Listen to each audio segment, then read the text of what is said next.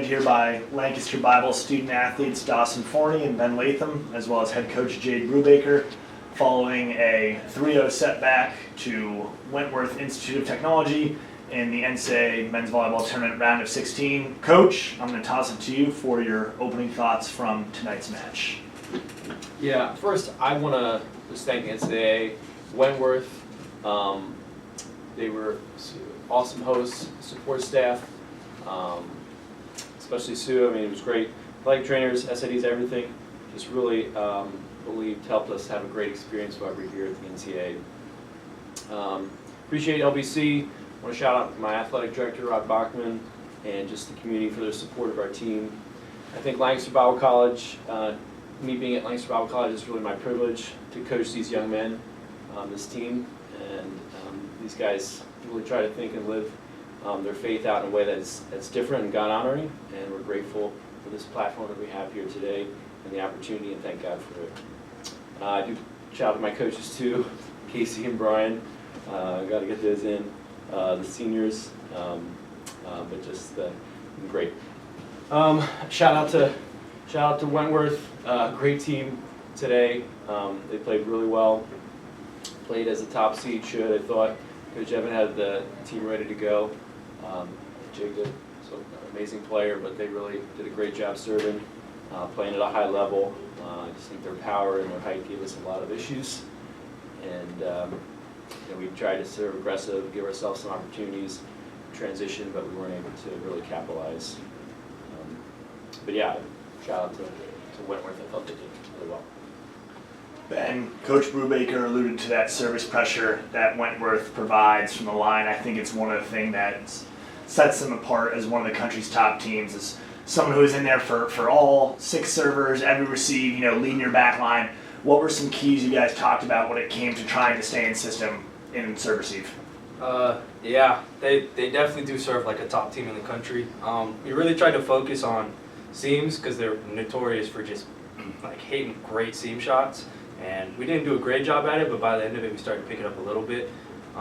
We also tried to focus on like shoulder tendencies. We noticed it was like the lefties gave it away a little bit whenever they were going to cut it towards the 5 zone, so we tried to scoop those guys up for the roll shots and stuff. But yeah, they just blasted the ball hard, and we didn't do a great job at keeping it on our side of the net or keeping it in the center slot very well. So we got stuff to work on for next year. And Dawson, Coach Brubaker mentioned the size. You were able to find some really nice angles against the big block, some sharp stuff from the outside, some really nice swings from the right. What was kind of your mentality as you were going over to attack? What were some things and keys you were looking for in their block? I was just kind of looking to just work on what we practiced all year, which is just hitting mats, hitting corners. So it was potentially the last game of the year, so I just thought I'd just leave it all on the court and just not be afraid to make mistakes, just play very aggressive and just play the best of my ability.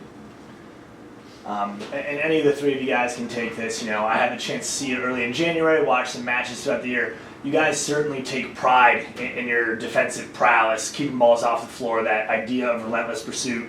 Ben, I think you kind of embody that the most for your squad. Was that something that we had talked about before the match in an effort to maybe frustrate or try to limit Wentworth's offense, especially in set 1? You guys finished with 10 digs, held them sub 300. Not a lot of teams have been able to solve that puzzle this year. Yeah, I'll take it. Coming into this game, we knew they were going to be really big, so we knew that our first thought had to be on defense because they were going to be hitting over our block a lot because we're on the shorter side, which our blockers did do a good job of funneling to our defense. So our main goal going into this was just not letting a ball hit the ground without a fight. Shout out to their fans, they're great, but our goal was to make them not be able to cheer for a bounce ball all day, and I think we did a pretty good job of not letting them get very many bounces. And Dawson, I'm going to put you in a little bit of an uncomfortable situation. Vassar's got a big match against that team tomorrow. If you had to give some advice to Jacob Kammer, to Von Ramsey on some things to do offensively, what would you be sharing with them? Wow, that's a good question. Yeah, I would just say stopping them from getting this huge bounces, their big blocks, all those like momentum shifting plays, which they're very good with number 11, Jacob, who's a very talented player. They get a lot of big kills and big blocks, and that kind of boosts the momentum. So I'd try to slow that down.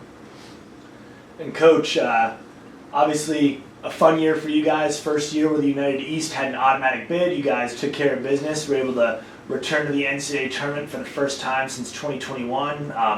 I know Hunter had been on the roster back in 2021 when he went, but a new experience for a lot of the guys. So what did it mean for the program, and what did it mean for these student athletes to have this opportunity? Yeah, I think it means a lot. A lot of these guys are young outside of Hunter, who's a 6-year player, but we've got a lot of freshmen, sophomores playing. Dawson's a junior. So I think that experience of just being able to win the United East, hopefully continue that and get the bid, hopefully be back at some point. I think we see it out here with a lot of the teams that have experience in the NCAA tournament. They do really well. And so it's just really valuable to be in this position, to get this experience and play some top quality teams as well. And Ben and or Dawson, both of you guys can take this, either one of you.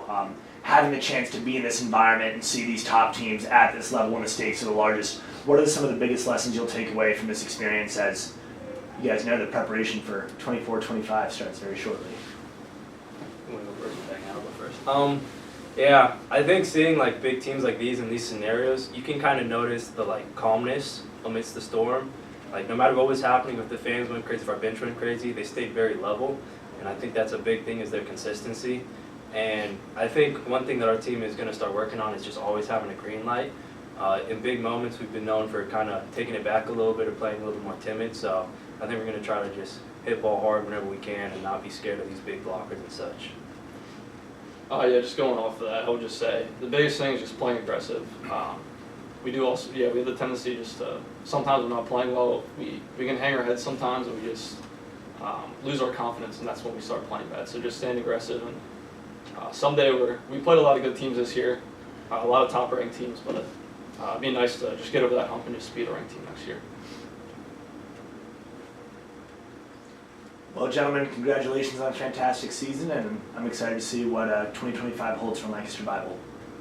Thank you. Thank you.